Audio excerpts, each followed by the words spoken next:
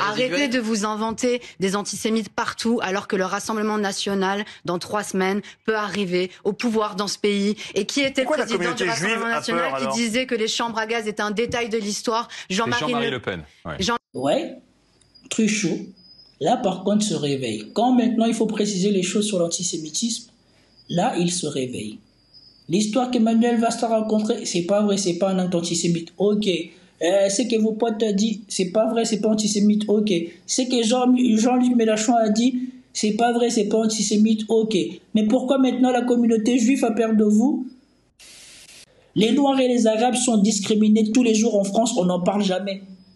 Mais dès qu'on fait 2 actes antisémites dans l'année par rapport à la communauté juive, c'est 2 actes de trop. Parce qu'on est parti de 0 et on a fait 2 actes, c'est 200%. Tandis que vous les Noirs, comme vous les Arabes, comme à l'année, depuis des années, vous êtes discriminés, on compte même plus. Parce qu'il y a tellement de cas qu'on ne peut pas basculer d'un ratio où il y a trop de cas à 200%. Ça n'existe pas. Si vous avez 1 million de cas de discrimination, pour faire du 200%, il faudrait que l'année d'après, vous passez à 2 millions de cas constatés. C'est pas possible. Manuel Valls, vous avez terrorisé les... Dit, je vote pour le député et on dégage Hanouna. C'est une affiche antisémite. Mais bien sûr que non. C'est une affiche antisémite. Mais arrêtez, regardez, non, mais attendez, c'est de la diffamation. Et regardez ce qu'il y a derrière sur le réseau social, sur X. Ce que cela dégage. C'est parce que Cyril Hanouna avait dit si la France insoumise arrive au gouvernement, je quitte la France. Merci. Voilà. Regardez ses yeux. Regardez ses yeux. Regardez les yeux de cette fourbe de Manuel Valls. Parmi les mecs les plus incompétents qui aient dirigé la France, il y a ce mec-là. Regardez ses yeux en pleine télé. Ça ne le gêne même pas. Il ne sourcille même pas. Il fait comme les sionistes. Il fait comme les bonnes femmes, comme les femmes modernes, comme je dis sur ma chaîne. Il vient là constater la conséquence et il fait exprès d'occulter la cause. Et pour une fois, les GG semblent dire la vérité, ou en tout cas semblent rétablir les faits tels qu'ils sont. Et regardez bien l'œil, regardez le regard qu'il jette à l'un des compères de GG là qui lui rappelle la cause du mensonge qu'il veut ici établir comme un fait avéré. C'est exactement comme Habib Meyer qui part s'embrouiller avec David Giraud, qui lui dit on n'a pas élevé les cochons ensemble et puis qui se fait traiter de cochon derrière. Il m'a traité de cochon parce que je suis juif. Non, il t'a pas traité de cochon parce que tu es juif. Il t'a traité de cochon parce que tu as commencé à parler de cochon. Et là, il a voulu faire croire que sur une affiche sur laquelle on a dit on fait dégager Cyril Hanouna, c'est parce qu'on a forcément pensé aux origines juives de Cyril Hanouna. Or, Cyril Hanouna a déclaré que si la France insoumise gagne les élections, il quitte la France. Et sincèrement, j'espère que ça sera le cas. Qu'il aille prendre des vacances pendant un moment, pendant le temps que finisse le mandat de Macron, c'est à peu près 3 ans, qu'il prenne des vacances. Ça nous fera à tous des vacances.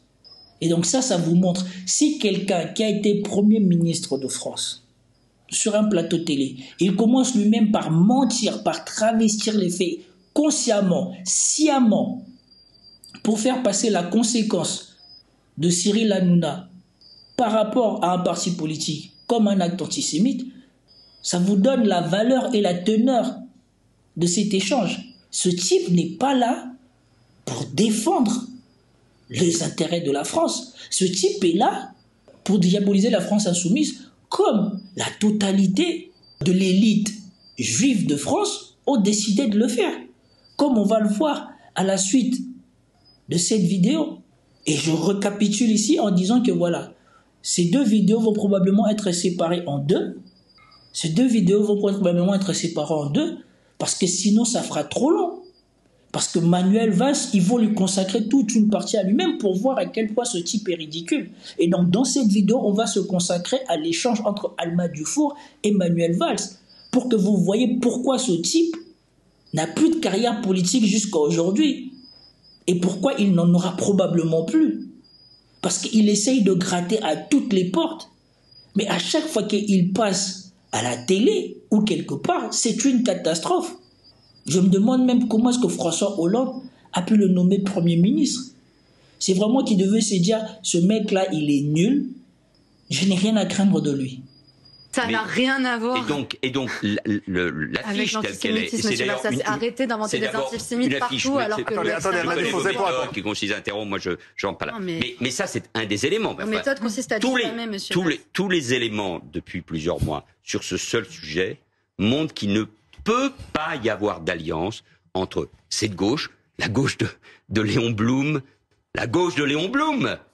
celle du Front populaire dont on parle, et cela. Donc, et on se retrouve dans une situation très particulière où on voit la mâchoire se resserrer, celle que représente le Rassemblement national et celle que représente la France insoumise. Mais ce qui est intéressant, c'est que pour vous, la France insoumise n'est pas digne du nom Front populaire ou Nouveau Front populaire. C'est un débat historique. Non, mais c'est parce que vous avez dit. Non, mais ça, je dirais d'une certaine manière. C'est une histoire, c'est une appellation. Ce qui compte, c'est le fond. Alors, et là, on est en train de proposer aux Français quelque chose de très dangereux. Et donc, le vrai sujet, c'est comment on arrive à desserrer cet étau. Pardon, mais c'est juste impossible. Il est parti d'un fait qui n'est pas antisémite pour dire que voilà, même si ça, c'est pas vrai, c'est pas grave, depuis un moment, la France insoumise multiplie les actes antisémites, donc ne mérite pas d'être dans le Front populaire, donc n'est pas une solution contre le RN. C'est en gros ce qu'il veut dire. Entendre tout ça, c'est quoi qui est dangereux? De revenir sur la réforme des retraites, d'augmenter les salaires, des indexer sur l'inflation? Non, mais parce que c'est sur ça. On parle de l'ambiguïté mais quelle ambiguïté, monsieur? De vos camarades insoumis. Vous m'inviteriez si j'étais ambigu avec l'antisémitisme? De vos camarades, écoutez ce que je dis, de vos camarades insoumis, le député en question... L'exemple qu'il vient de citer est absolument faux. Les termes utilisés par Jean-Luc Mélenchon, l'antisémitisme résiduel. Mais monsieur, enfin, vous savez très bien, et vous le savez, que la France insoumise n'est pas antisémite. Elle est ambiguë. Arrêtez de vous inventer des antisémites partout, alors que le Rassemblement national, dans 3 semaines, peut arriver au pouvoir dans ce pays. Et qui était le président du Rassemblement national qui disait que les chambres à gaz étaient un détail de l'histoire? Jean-Marie Le Pen. Ouais, Truchot, là par contre se réveille. Quand maintenant il faut préciser les choses sur l'antisémitisme, là il se réveille. L'histoire qu'Emmanuel Valls a rencontrée, c'est pas vrai, c'est pas un acte antisémite. Ok. Ce que vos potes ont dit, c'est pas vrai, c'est pas antisémite, ok. Ce que Jean-Luc Mélenchon a dit, c'est pas vrai, c'est pas antisémite, ok. Mais pourquoi maintenant la communauté juive a peur de vous? Mais pourquoi ils auraient peur de nous? Et elle rappelle une phrase importante. Le fondateur du Front National, l'homme qui représente historiquement l'extrême droite, Jean-Marie Le Pen, a dit que les chambres à gaz étaient un détail de l'histoire. Jordan Bardella la double, et on ne dit pas à Jordan Bardella qu'il est ambigu avec l'antisémitisme. Mais par contre, la France insoumise, qui juste défend ce que subit la population palestinienne à Gaza, elle, par contre, elle est antisémite. Jean-Marie Le Pen, oui, mais attendez. Jordan Bardella ne l'a pas qualifié d'antisémite. Est-ce que ça, c'est pas antisémite? Il appelait tonton Dolphy Hitler. On parle de gens comme ça, on parle du Rassemblement national. Pourquoi la communauté juive a peur de la France insoumise? Mais elle a peur du RN, surtout. Non, vous avez vu. Regardez ce que dit M. Arfi, c'est le président du CRIF, parce que représentant de cette communauté. Ils ne sont pas représentants. Il a dit que c'était un accord infâme. Mais écoutez, il y a le problème, c'est que certaines personnes, depuis 8 mois, depuis ce qui s'est passé, depuis... Non, mais regardez, maintenant, le CRIF représente tous les juifs de France. Regardez eux-mêmes, les journalistes, à quel point ils se discréditent, à quel point ils montrent qu'ils sont vendus. Ce qui compte pour eux, c'est ce qu'a dit le CRIF. Et depuis quand ce que dit le CRIF est plus important que ce que disent les faits, ou ce que montrent les faits? Est-ce que la France insoumise a agressé un juif, a attaqué un juif en France? Ou la France insoumise est contre ce qui se passe à Gaza, ce qui est fait par Israël à Gaza? Et donc être contre ce que fait le gouvernement et l'armée israélienne hors du territoire français, ça fait de vous des antisémites sur le territoire français. Depuis le 7 octobre et depuis l'invasion de la bande de Gaza par le gouvernement Netanyahou, il n'y a pas de haine anti-Israël sur le plan large. Il n'y a pas. Le 7 octobre, c'est pas l'invasion de la bande de Gaza. Et le 8 après le blocus humanitaire. Non, c'est pas le 8 non plus. Là, vous avez un petit problème de calendrier. C'est le blocus humanitaire, si vous voulez, quoi qu'il en soit. Non, mais regardez Regardez comment ils montent tous sur elle comme si le plus important. C'est pas le sens de ces propos qui est que voilà, nous ce qu'on dénonce, c'est ce qui se passe depuis l'intervention de l'armée israélienne à Gaza. Eux, ce qui l'intéresse, c'est le fait qu'elle s'est trompée de date. C'est ça le plus important. Le fond, c'est pas le plus important, c'est la date le plus important. Non, mais c'est d'un ridicule. Mais ça m'énerve au plus haut point. Depuis la riposte israélienne et depuis le génocide qui est en cours. Le 7 octobre, c'est quoi, pardon? Il se passe quoi le 7 octobre? Le massacre du 7 octobre. Oui, terroriste, oui. Et oui, et alors, du coup, est-ce qu'on peut replacer les faits? Il y a 2 millions de personnes. Non, mais pourquoi ils jouent le malin? Mais quel parti en France, qui en France n'a pas condamné ce qui s'est passé le 7 octobre? Pourquoi ces gens-là continuent encore à se plaindre du 7 octobre quand, dans ce pays, on a contraint tout le monde à prendre fait et cause pour Israël, pour ce qui s'est passé le 7 octobre? Pourquoi ils continuent encore à le rappeler? C'est lunaire de voir que des Français s'intéressent encore à des gens qui sont plus préoccupés par ce que commet un pays contre des victimes innocentes ailleurs qu'aux préoccupations de Français eux-mêmes sur leur territoire. Qui sont enfermés dans la bande de Gaza, dont la vie est en jeu. Il y a des enfants qui meurent de faim, monsieur, peut-être que vous en avez rien à faire, mais nous, ça nous concerne. Le problème, c'est qu'il y a une partie du CRIF notamment, une partie des gens qui ont voulu faire un signe égal entre antisémitisme et antisionisme et critique de la politique du gouvernement Netanyahou. On n'est pas antisémite. Nous sommes antisionistes, ce qui revient au même. C'est la négation d'Israël. Nous sommes pour la solution à deux États. Combien de fois je vais répéter? Parce que le mot mais bien sûr que si, elle était pour un État binational. Elle n'a jamais été pour que les Israéliens quittent la terre d'Israël. Ce n'est pas vrai. Vous avez diffamé la France insoumise pendant des mois et aujourd'hui, aux portes de l'arrivée du Rassemblement national au pouvoir, vous empêchez l'union de la gauche en tenant de tels propos. Mais rendez-vous compte de la gravité. Rendez-vous compte de la gravité, monsieur Valls. Le 12 novembre. Et elle a raison. Le problème, c'est pas que ils veulent retourner chez eux ou retourner à leur terre d'origine. Ça, c'est pas le problème. Ce qu'on leur reproche, c'est de vouloir s'approprier des terres qui ne sont pas à eux. C'est deux choses différentes.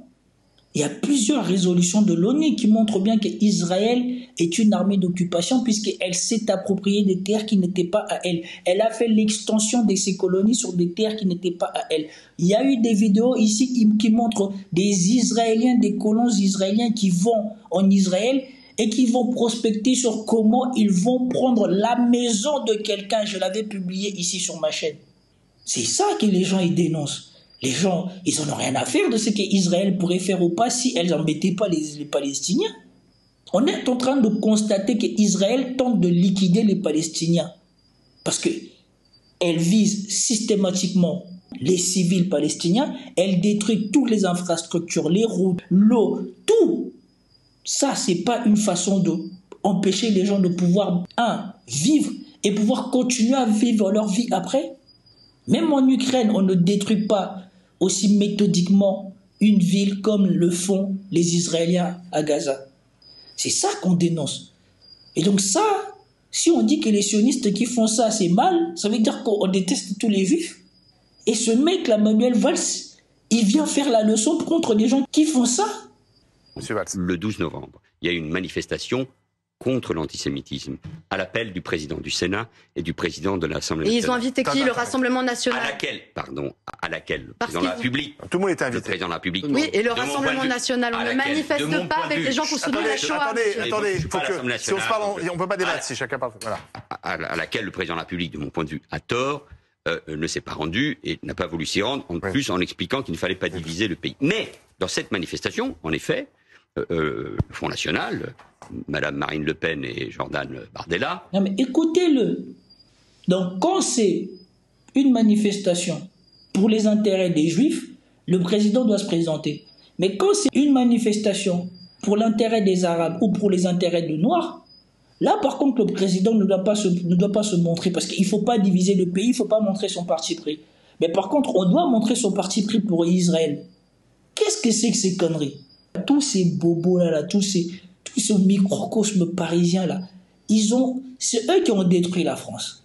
Voilà pourquoi ce pays est en train de sombrer. Leur préoccupation à eux, leur folie, leur imagination, leur jeu à quoi ils jouent, se fait au détriment de la France et des vrais Français. Eux, comme ils n'ont pas d'argent, veulent profiter de l'influence des Israéliens parce que des Juifs de France, parce que les Juifs de France sont partout. Et vous voyez bien que maintenant, dans le paysage médiatique français, c'est même plus les Français qui sont majoritaires. Comptez le nombre de journalistes franco-israéliens et vous verrez une population qui représente 1% de la population française est surreprésentée dans les médias français. Vous pensez que c'est pour véhiculer les idées françaises? Vous pensez que c'est pour le bien de la France? Vous pensez que dans les écoles de journalisme, il n'y a pas de journalistes noirs, il n'y a pas de journalistes blancs, il n'y a pas de journalistes d'autres communautés qui sont diplômés? Pourquoi de plus en plus nous avons une surreprésentation de cette communauté-là et pas des autres? Se sont rendus. Et une partie de la gauche, la France insoumise, mais aussi des syndicats, ne se sont pas rendus. Donnant en plus, à ce moment-là, c'est de mon point de vue une faute énorme, donnant au Rassemblement national, il y avait des anciens présidents de la République, les deux, beaucoup d'anciens premiers ministres, et j'y étais, donnant en plus, à ce moment-là, y compris une espèce d'avantage dans cette lutte. Mais moi, je reprends sur un mot. Le problème n'est pas la lutte contre l'antisémitisme seulement. C'est évidemment très important. Mais c'est d'avoir associé, d'avoir créé les conditions avec l'explosion des actes anti-juifs dans notre pays, cet antisémitisme que Jean-Luc Mélenchon considère résiduel. Et au fond, on a créé les conditions d'une haine profonde d'Israël à travers l'antisionisme, qui est la négation de l'État d'Israël. Une haine d'un génocide. Il faut relativiser ce qu'ils disent. Moi, je ne sais pas, avant ça, il y avait combien d'actes antisémites qui étaient commis en France. Mais il faut relativiser, souvenez-vous bien. Même Israël essaye de jouer avec les chiffres. Souvenez-vous bien, au début, après les événements du 7 octobre, ils ont commencé à dire oui, mais le ratio d'Israéliens qui est mort, ça correspond à tel ratio de la population française, vous vous rendez compte? Mais aujourd'hui, ils ne le disent plus parce que si jamais on devait faire la même chose avec le ratio de la population palestinienne ou le ratio de la population de Gaza qu'ils ont tué par rapport à la population française, les gens diraient tout de suite que les Israéliens sont des monstres. Et c'est pareil avec ces soi-disant actes d'insécurité qui viseraient spécialement les Juifs. Avant ça, les Juifs, ils en avaient subi combien? Si tu en as subi un, même si c'est multiplié par 1000, ça ne devient que 1000. Ils jouent plus sur les pourcentages que sur les vrais chiffres. Parce qu'il y a une ville là, qui est près de Vincennes, Saint-Mandé. J'ai jamais attendu, alors que Saint-Mandé se trouve proche de la banlieue du 93, j'ai jamais attendu une seule fois. Oh, les voyous du 93, les bandes du 93 sont partis à Saint-Mandé, ont fait une descente à Saint-Mandé, sont partis faire des trucs à Saint-Mandé. J'ai jamais attendu. J'ai grandi dans le 93, je ne savais même pas qu'il y avait un quartier qui était quasiment contrôlé par des Juifs proches du 93. Personne n'est jamais allé là-bas. C'est quoi cette insécurité, soi-disant cet antisémitisme que la communauté juive subit? Les Noirs et les Arabes sont discriminés tous les jours en France, on n'en parle jamais. Mais dès qu'on fait 2 actes antisémites dans l'année par rapport à la communauté juive, c'est 2 actes de trop. Parce qu'on est parti de 0 et on a fait 2 actes, c'est 200%. Tandis que vous les Noirs, comme vous les Arabes, comme à l'année, depuis des années, vous êtes discriminés, on compte même plus. Parce qu'il y a tellement de cas qu'on ne peut pas basculer d'un ratio où il y a trop de cas à 200%. Ça n'existe pas. Si vous avez 1 million de cas de discrimination, pour faire du 200%, il faudrait que l'année d'après, vous passez à 2 millions de cas constatés. C'est pas possible. Mais tandis que si tu es à 1 cas, 2 cas, 10 cas, 100 cas, ben à partir du moment où tu atteins 200 cas, tu as fait 200%. Si tu étais à 100 cas, tu as fait 1000%. Si tu étais à 10, et tu as fait je ne sais pas combien de pourcents si tu étais à 1. Ces gens-là sont des menteurs professionnels.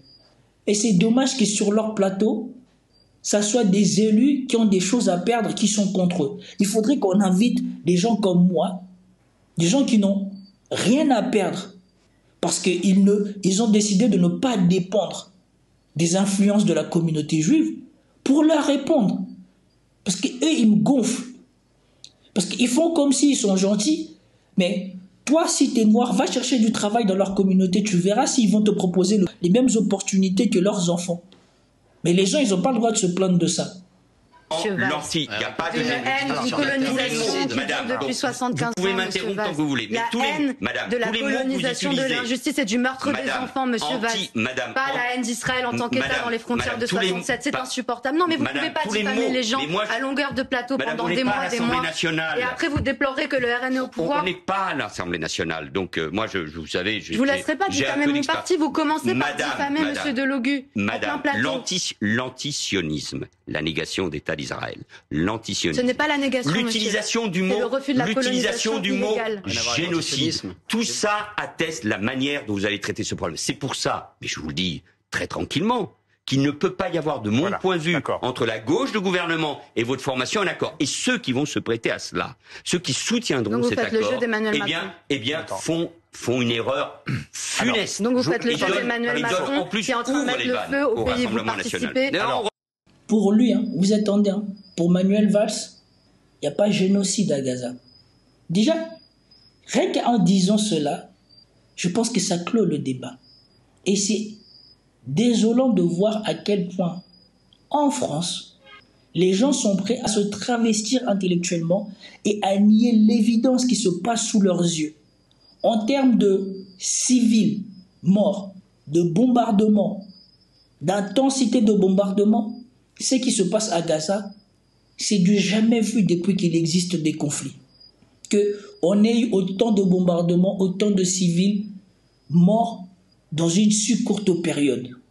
Donc, qu'est-ce qu'il faut pour un génocide? Et surtout, ces gens-là, ils font comme s'ils ont oublié ce que Galad, ce que Netanyahou lui-même et ce que tous ces juifs ont dit, qu'ils sont là pour concrétiser la prophète d'Ésaïe, qu'ils allaient affamer les Gazaouis, qu'ils allaient leur couper l'eau, l'électricité, tout ça, qu'ils allaient leur traiter comme des animaux.